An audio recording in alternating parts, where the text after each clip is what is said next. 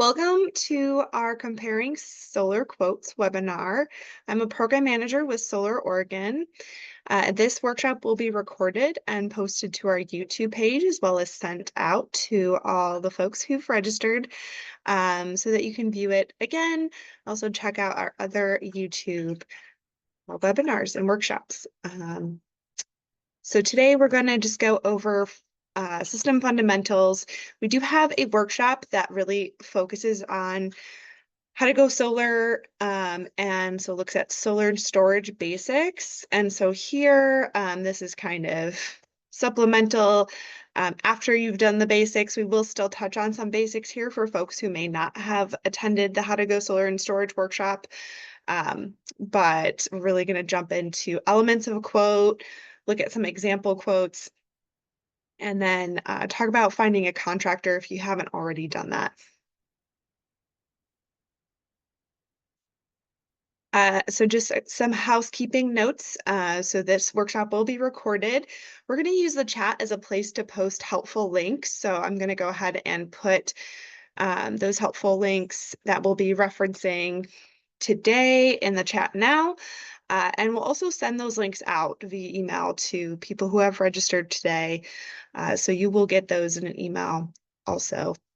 So don't worry about copying them all down right now because we'll send them out also. And then before we jump in, we just want to learn a little bit more about you, where you're joining from today. So we do have a couple polls that we're going to run real quick. So Oregon was started in 1979 and has been providing solar education and advocacy. And we have been providing workshops like this one for over 15 years. And we work to provide education, advocacy, and outreach around solar, and have been doing this through educational workshops, Solarize campaigns, tabling events, and also policy advocacy. And then you can check out our website and those links there if you haven't already. We do have our annual meeting coming up this December 11th. It's one of our annual events. And this year we'll have a speaker presenting on resilience and grid integration. So it should be pretty interesting. We'll also have a speaker doing a short presentation about local solar updates and the future of solar. And it will be at the Lucky Lab in Multnomah Village, so on Capitol Highway there on December 11th. And so you can check out our Eventbrite to sign up if you're interested in that. And some other annual events that we have are our Go Zero Tour, which happens every October. We just wrapped that, but you can still view the videos from the site homes. So those are people across the state who have gone solar and implemented energy efficiency features into their home. And those videos are also on our YouTube. This workshop is supported by Energy Trust of Oregon.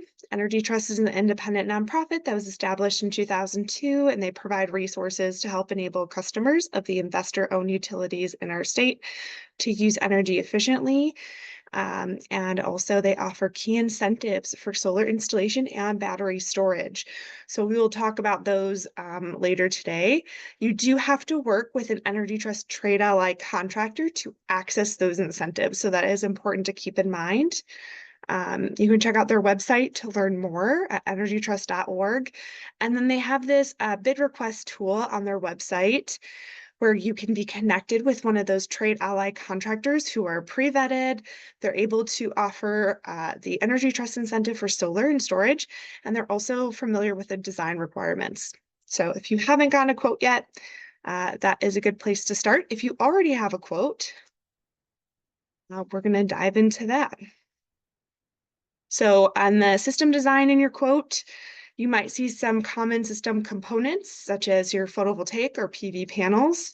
There's usually an inverter or microinverter. Both inverters and microinverters do work in our state. It just depends on the needs of your system. And then your installer might specialize with a specific brand. So the brand they offer might be specifically a string inverter or a microinverter option.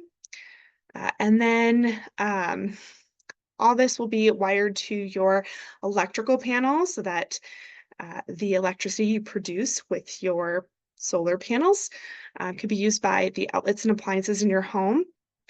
You'll also get a special utility meter called a bidirectional meter to measure the flow of energy that you send back out to the grid and what you pull from the grid.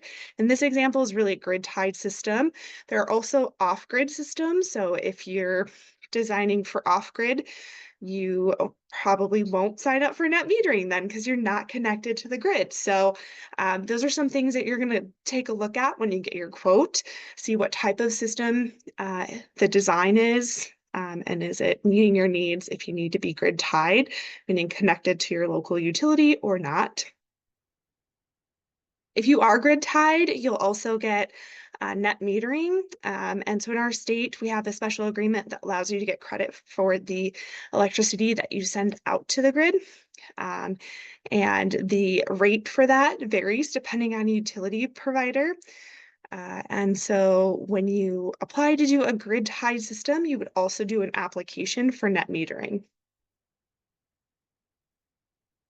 The system size is based on how much energy you use and what the needs are of your system. Do you have enough roof space for the number of panels you may want? The average size solar system is about 8 kilowatts. And kilowatts will be abbreviated as KW, so you'll see that on your quote. And then if you decide to pair your solar with a battery, you'll also see that equipment on your quote. So being sure to compare your quote if it includes batteries paired with that solar or if it's just for solar is going to really help you compare those apples to apples. In our state, also people might decide to do 1 or 2 batteries, and batteries come in different sizes, which their capacity is measured in kilowatt hours. So you'll see that is kWh. And if people are looking to have more backup power, they usually will have 2 batteries. So that could vary the price of your system. You know, if you're looking at a system that has a design that has no battery, or if it has 1 or 2 batteries, also the size, so how many panels you have, the capacity of those panels are going to impact that price. In your quote, usually roofing is something that is done by a roofing company, but if you have enough roof life, then you'll just see the quote for your system. Usually you need about 10 plus years at least of roof life before you install solar. Solar panels last for 20 plus years. So really having more roof life is going to help match the life of your panels with the life of your roof and avoid uninstalling it. If you live somewhere out in the country, you might have a ground-mounted system because you have, you know, some open land on your property. So that's something to also take a look at in the quote. You know, are they quoting you for, you know, roof-mounted solar or ground-mounted solar? Ground-mounted solar tends to be more expensive. And if your electrical panel or electrical system is older, you may need to have upgrades made there before you can add solar. If you decide to add storage with your solar, if you do that all at once, there's usually some efficiencies gained there by the system and components all fit together. If you retrofit and add that storage system later, that could have some additional costs where you might need to update some of the components in your system, like the inverter if that's older, or reconfigure some of the access points and wiring, so something to keep in mind.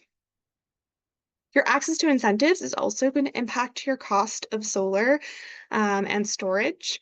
So if you're able to access the Energy Trust of Oregon standard incentives for solar and storage. So if you're a PGE, Pacific Power customer, and you go through a trade ally, they would apply for that on your behalf.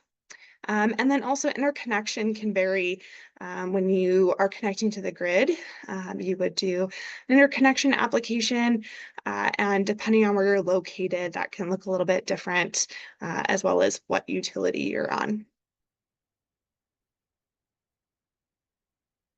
Different systems can produce different amounts of electricity, and solar is very customizable. It's very modular, so it can be designed to fit your roof and to fit the needs that you have. It's not just a one size fits all installation. So that's something to keep in mind as you're comparing quotes. You should try to compare at least 3 different quotes from qualified contractors so that you can find the system that best fits your needs and the goals of your home or business. If you are looking to add storage, communicating with those contractors about what the storage options are, as well as how much backup power you're looking to have. If you get a lot of outages, you might want more backup power, and whereas in other places where you're not getting as many outages, you might not need as much battery backup.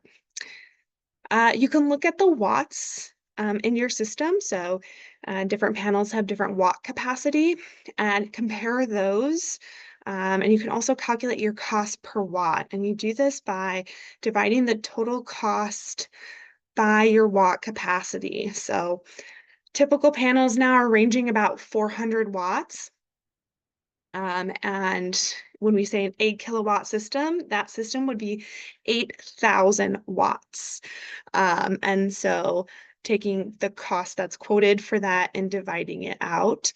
Also being aware though, if the total cost includes batteries, that's going to be a little bit different than if you get a quote that doesn't include battery backup. So really looking at the quotes and the different elements and comparing those adequately.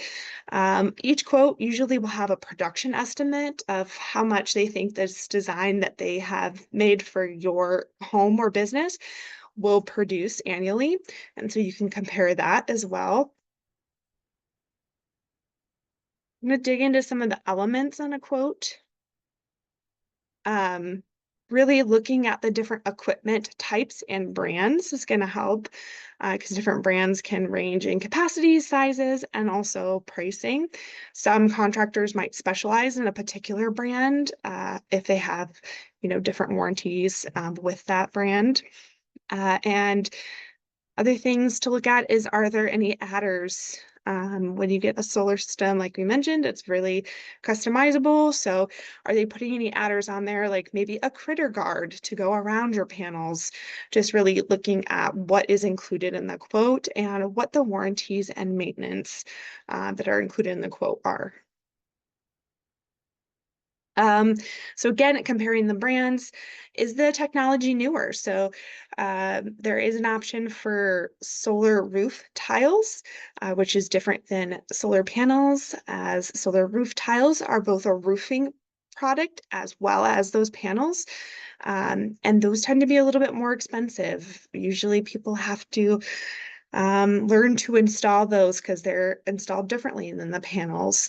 So really looking at if it's newer technology, if you are replacing your electrical panel and you're putting in a smart panel, that might be more expensive. If your quote includes EV charging, that's going to change the cost. So really looking at what those elements are, and making sure they match up with what you're looking for is important. And then these are just some of the other common adders. So we talked about batteries, EV charging. If you need to do any electrical upgrades, like put in that essential loads panel or a smart electrical panel. And there might be different recommendations depending on the design of your system. Also, again, just looking at if you need to re-roof before you get solar, that could be something that you'd want to plan for. When looking at warranties, you really want to look at the length of coverage, what's included. Is it a contractor or manufacturer warranty? Making sure that you understand those so you have less surprises as you go through the life of your system. On a quote, you might see the specs listed out for the inverters, who the manufacturer it is, if there's monitoring included. Sometimes solar panels come with like an app or an online dashboard where you can go on and see the data that's coming in for your system. So asking about that, if that's something that's interested or that you're interested in. Uh, and then you can also look at the different types of mounting systems. Solar really does work with a lot of roof types. It just might be mounted differently. So you can see that there. And then again, checking those like warranties that are listed, as well as maybe production or any other guarantees that they're including in their quote.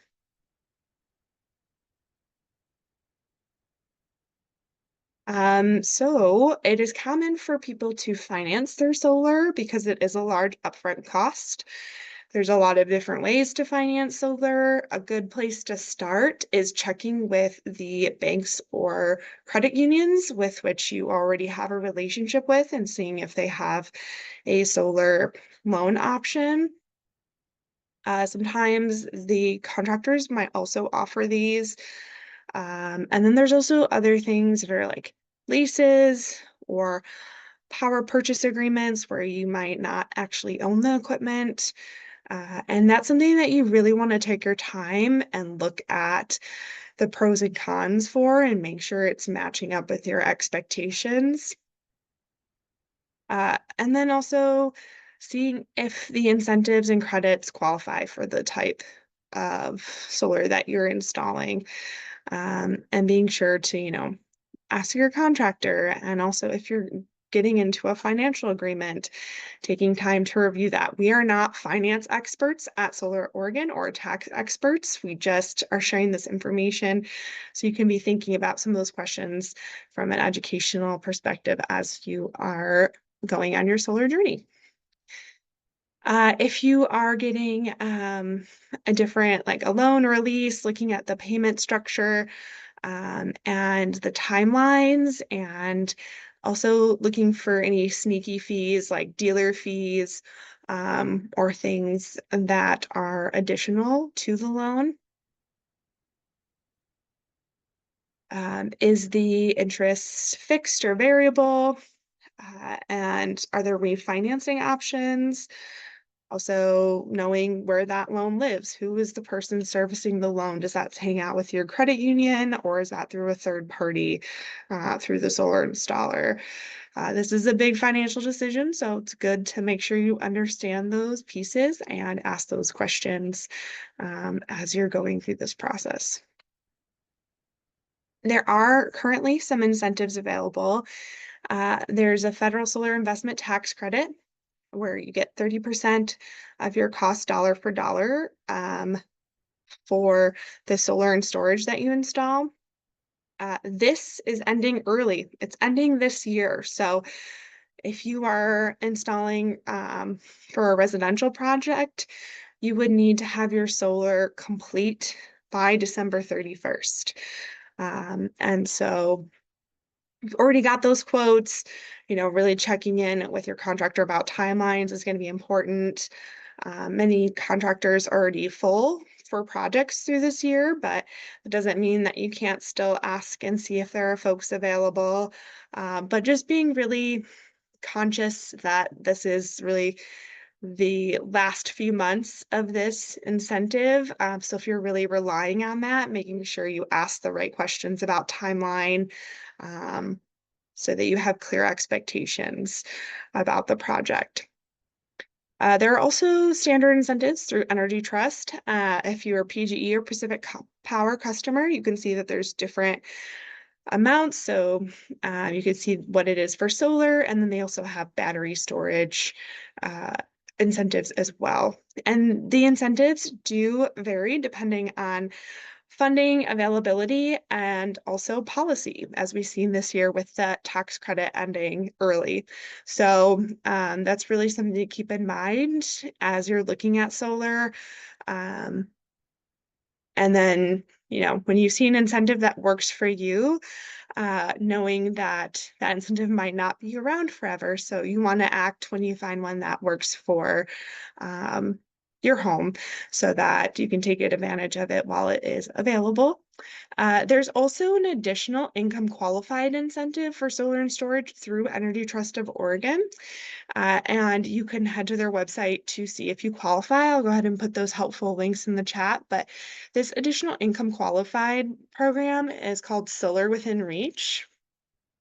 And they do have a table for what your gross income would need to be depending on the number of people in your household. And then when you work with a trade ally contractor, they can also help navigate this with you as they would be applying for energy trust incentives upon your behalf.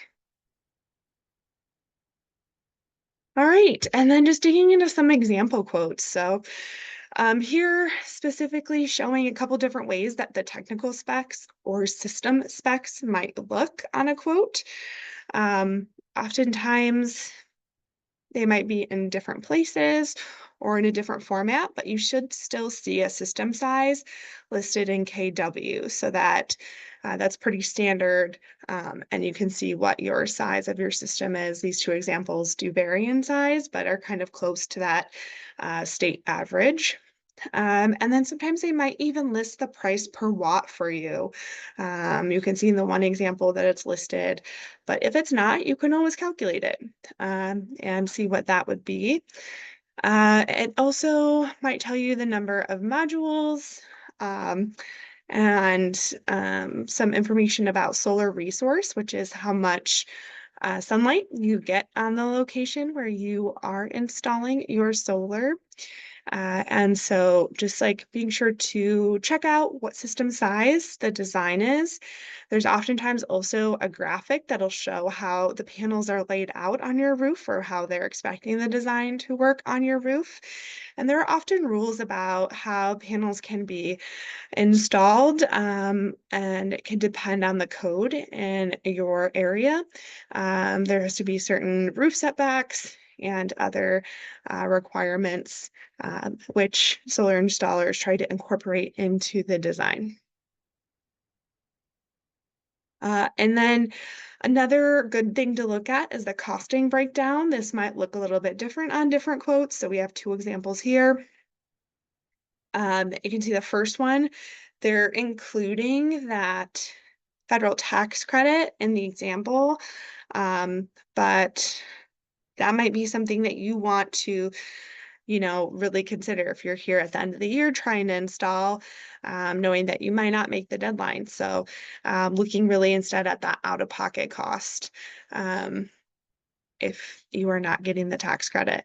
And then on the other side too, they also show the federal tax credit amount. And right now it is at 30%. That is an older example. But it is expiring this year. So just keeping that in mind, making sure that you understand the total and what the total includes. Are they calculating those incentives that you think you're accessing if you're a PGA Pacific Power customer working with an Energy Trust Trade Ally? Are they calculating in the federal tax credit? Really just taking the time to dig into the cost and make sure it's what you expect. There should also be a materials breakdown, meaning like showing what type of modules are being used and having some of those specs. And some of those can be more detailed, showing images. Really, though, the main components of the system, like we looked at earlier, are going to be those panels, an inverter, and also if you're getting a battery or EV charger, those would be listed out too. So being sure to take a peek at those. And understand what you're getting and what your price includes. And then if you are getting any financing, taking a look if that is listed on your quote. and what those terms are specifically listed as. And again, just a reminder, we recommend getting at least 3 quotes. If you are in the more rural part of our state, there might be less installers, but trying to at least get 3 so that you can really compare your options is going to be helpful. If you haven't already found a contractor, there are different resources available to find contractors. Some people want to focus, on the company culture. Is it a local solar installer, or have they been in business for a while? And so those might be some of the more softer items that you might look at if you are trying to find a contractor. You can also look at reviews, online reviews, references. We know sometimes online reviews aren't the most accurate. So you can even ask your solar installer if they have references or other projects, homeowners that you can contact to see how the experience was working with that contractor. Credentials. So we talked about Energy Trust Trade Ally Network. And so that is a group of pre-vetted solar contractors. They understand the design requirements. They're oftentimes more local. And so if that's something that's important to you, or if you want to access those Energy Trust incentives, making sure you work with Trade Ally Contractor.